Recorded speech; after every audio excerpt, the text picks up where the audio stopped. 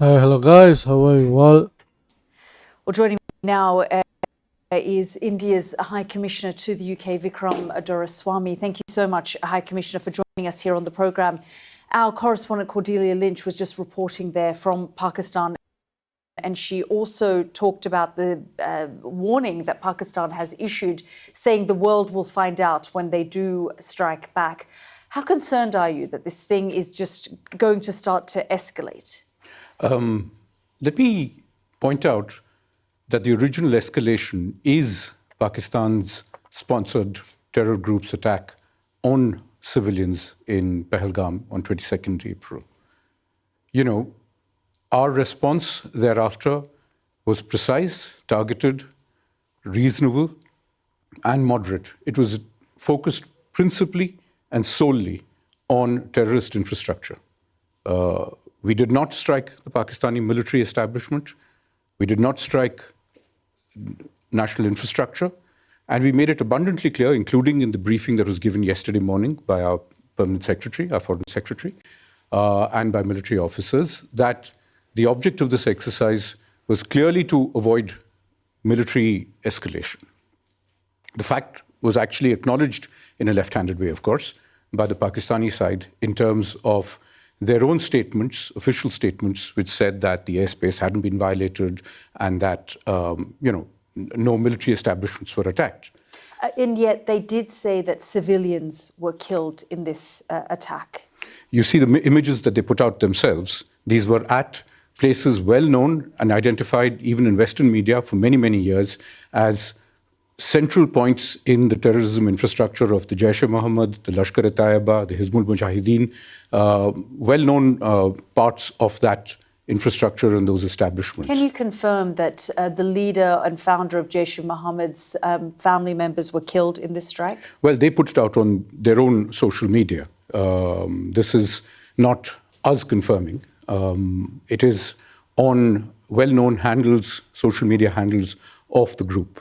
High Commissioner, I want to ask you about Chinese-made Pakistani fighter jet planes that say they shot down. எனக்கு என்ன டவுட்னா அவங்களும் social media refer பண்ணுறாங்க, நீங்களே ஏன் சோஷியல் மீடியா ரெஃபர் பண்ணுறீங்க அப்படிங்கிறது தான் ஒரு சோகமாக இருக்கு. Two Indian military aircraft on Wednesday. What is your reaction and response to that?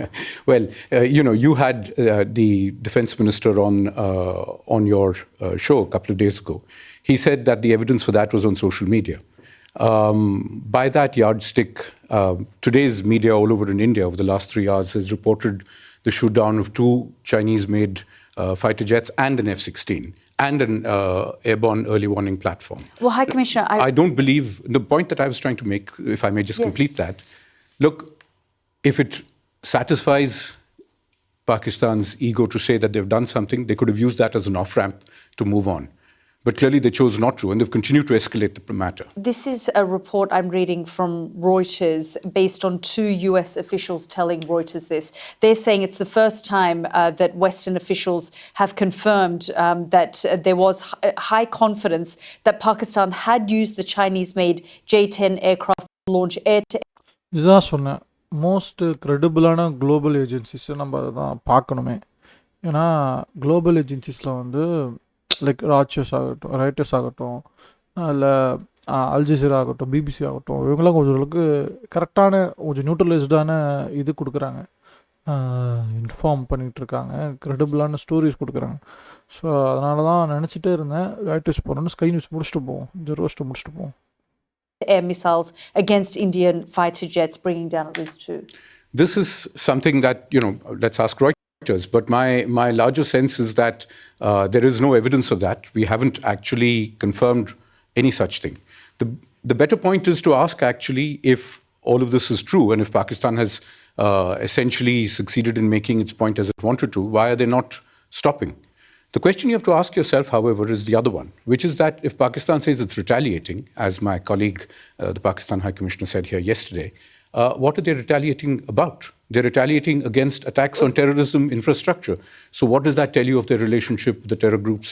Well, they're saying that they're distancing themselves completely from Pahalgam, and they're saying they had nothing to do with it. They've said that they've asked for an investigation, and India has refused an international investigation that they were happy to cooperate in. Well, this is a story we've heard multiple times before. In 2016, after the Pathankot attack, which you referred to, we offered them an unprecedented amount of access to an Indian Air Force base, which had been attacked at Pathankot. DNA samples, telephone records, the whole works. It was supposed to be a joint investigation. We never got invited for the second part of it. And frankly, each time, if you go all the way back to 2008 to the Mumbai terror attacks, where a substantial amount of information and material evidence was provided to the world and to Pakistan, who made the same generous offer of cooperation, all they've used it for is to hide their tracks and to take away fundamentally what are assets of their deep state.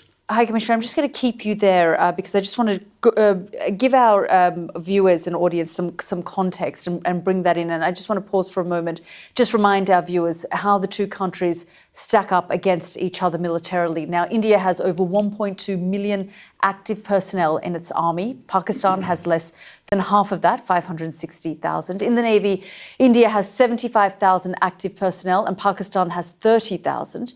In the Air Force, India has almost 150,000 personnel, while Pakistan, again, has less than half with 70,000. But let's look at the Chinese factor now into the equation. China is by far Pakistan's largest weapons supplier, providing 81% of imports from 2020 to 2024. In contrast, Russia is your country's largest supplier, India's, and provided 36% of its weapon imports in the same period.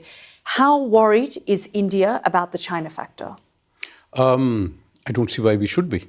The Chinese have a relationship with us also. Their own statements of yesterday from their Foreign Office and their Foreign Office spokespersons have been, by the broad metrics of the reactions elsewhere, been largely in the center. I don't see why that should be a factor. It doesn't worry you then that they supply such a high level of military hardware to Pakistan, 80% or so? And that's the accusation in terms of what shot down these two Indian military aircraft? Well, according to the same sets of unknown and unnamed people, we've supposedly shot down two Chinese fighters earlier today. I don't know if these are true. Nobody knows if this is true, unless actual evidence is put out of it, although the press is now suggesting in India that they even have they've even had pilots who've ejected and been captured. Now, the reality is simply this: China requires a relationship with all of its neighbors. That includes us. Its defense relationship with Pakistan is long-standing. It is for Pakistan to decide whether it chooses to use its military hardware for its self-defense or to actually attack other countries. This has been the problem even with material supplied by the United Kingdom or by the US in the past. Essentially, it's been taken on the guise of fighting terror, for instance, like the F-16 aircraft bought in the mid-2000s. And as we all know, the F-16 has principally been used against us, including in 2019. That's correct. Pakistan says that it will strike at a time and place of its choosing, and India will be made aware of that. Is India worried and preparing for this and potential scenarios? We have made it abundantly clear in our official statement, again, as I said, both yesterday and today. We're not looking for an escalation, but if Pakistan responds, as we have done, we will respond proportionately and in exactly the same line. Which would be what? Targeting these terror bases or beyond? Look, if we have said if the military is attacked, we had not attacked their military. As they've now started trying to attack our bases, hit back at their air defense systems and at their units too. But I do want to remind everybody that for the last 15 days, they've also opened up artillery fire along the line of control, also in Jammu and Kashmir. So that has had a civilian toll. So for everybody who's worrying about that, this has been going on for the last 2 weeks. I just want to come back to this point on the Indian military aircraft. I know India is not confirming this situation. There are now Western officials coming out. The French have said that they have an understanding that the aircraft, the Rafale that India has been hit.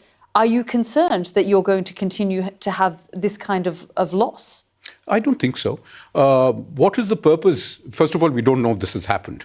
But as a famous British admiral once said, the purpose of military infrastructure and hardware is for it to be used, right? If it serves its purpose, and it all serves its purpose brilliantly, I think there is little doubt that we have hit with great precision as many as 9 terror infrastructure camps. We have shown we have the capacity to hit with surgical precision at individual buildings within the terror camps. What we are then signaling is we have the capacity, if Pakistan escalates it, we have the capacity to really punish them harder. High Commissioner, I just have a minute left, but I've spoken to a retired general who in Pakistan who referenced India funding and backing the Baluch Liberation Army. They've said that they have done that for years, and when I asked him about Masood Azhar, he said, well, their family members were targeted. Should we be doing the same to, the high-level militants from the BLA, the Baluch Liberation Army, that are seen and operate within Delhi? Well, look, let me show you this photograph of yesterday, I believe it is, to your viewers. This person here is a sanctioned terrorist under the American sanctions regime. His name is Hafiz Abdur Rauf. He's the brother of the founder of the terrorist groups that you're mentioning. Look who's behind him, Pakistani military. Look at the coffins there. They have the Pakistani national flag. If you're going to be giving terrorists தாங்க இருக்கிறதுலே பயங்கரமான சம்பவம். Sky நியூஸ்லேயே சம்பவம் பண்ணியிருக்காப்புல தலைவன். State funerals, what does that? Look who's behind him, Pakistani military. Look at the coffins there. They have the Pakistani national flag. If you're going to be giving terrorists state funerals, what does that make of your system? And everybody knows that for the last 30 years, Pakistan has used this as a means of subcritical warfare against India. If the international community really wants to be able to look at this and worry about it, the simple solution is to tell Pakistan it has an opportunity for an off-ramp. These are things that the world should have compelled Pakistan to do 30 years ago, and to compel them to implement their promises about taking down this infrastructure. It has not done so. We can't verify these images ourselves, and this is part of one of the problems, High Commissioner, that both sides, there's a lot of information coming out, but independent journalists, foreign journalists are not being given access. The Pakistanis have said to me, you're free to come to the sites that have been targeted, and we can take you to the line of control as well with the military to show you what's been hit and targeted. And in the same way, the information that we find that we're getting out of, and this image that you've shown was shown at a press conference that the military in Delhi put out as well. But that is part of the problem here as well, isn't it, High Commissioner? I mean, there is an information warfare that's taking place, and independent journalists can't seem to get access to either side. Well, look, it is a fluid situation out there. I don't know how helpful it would be to have independent journalists or any kind of journalists wandering around in an area where there is active military operations happening. The logical solution would be, as we've said repeatedly, for Pakistan to take the opportunity of an off-ramp, which we have made abundantly clear, including this morning, that if Pakistan stops attacking our military facilities, the matter ends there. But it is for them to decide. High Commissioner, thank you for joining us. Thank you for having me. Nice.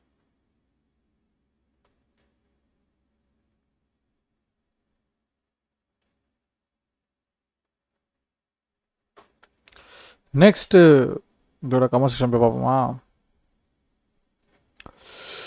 Vikram Doraisamy. I was not expecting him to pull out the photo. Guy came prepared, calm, composed, and well articulated. See how no questions were dodged and responded with another question. He answered every single question thrown at him with absolute ease.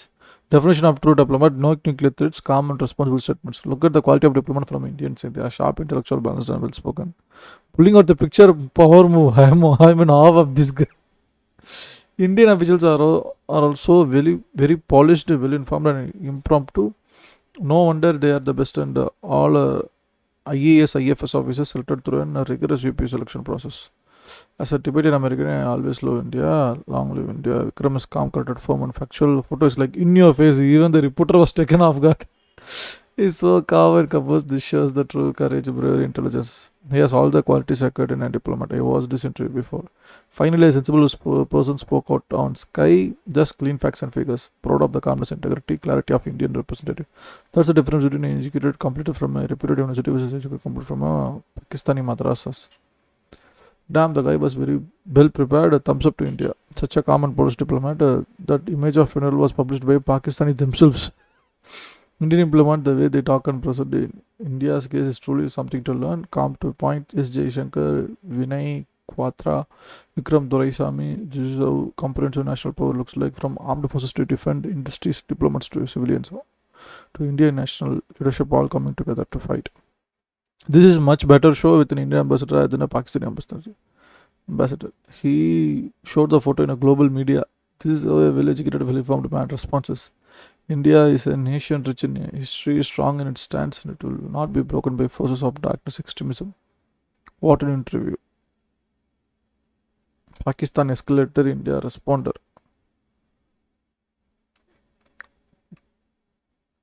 சம்பவம் பண்ணியிருக்காங்க right. So இதுதான் guys இந்த sky news ஸ்கைன்னு பார்த்துட்டு இருந்தோம்ல, இதெல்லாம் தான் react பண்ணணும்னு வச்சுருந்தேன். we will know what the international community is seeing through. எந்த ஐஸ் மூலயமா எந்த நியூஸஸ் அவங்க நம்புகிறாங்க, எதை அவங்க ரிலே பண்ணுறாங்கிறத நாமளும் தெரிஞ்சுப்போம். So that it actually I opening thing to do. So திறன் ஸ்ட்ரீமை முடித்துக் கொள்கிறேன். நான் பண்ணுறது உங்களுக்கு பிடிச்சிருக்கு அப்படின்னா லைக் பண்ணுங்கள். உங்களுக்கு ஏதாவது சஜஷன்ஸ் இருக்குன்னா கமெண்ட் செக்ஷனில் தெரியப்படுத்துங்க. If you want to support me, just hit that subscribe button. That's the only way you can support any upcoming YouTubers like me. இன்னொரு நல்ல ஸ்ட்ரீமில் விரைவில் உங்களை சந்திக்கிறேன். Until then, all peace out.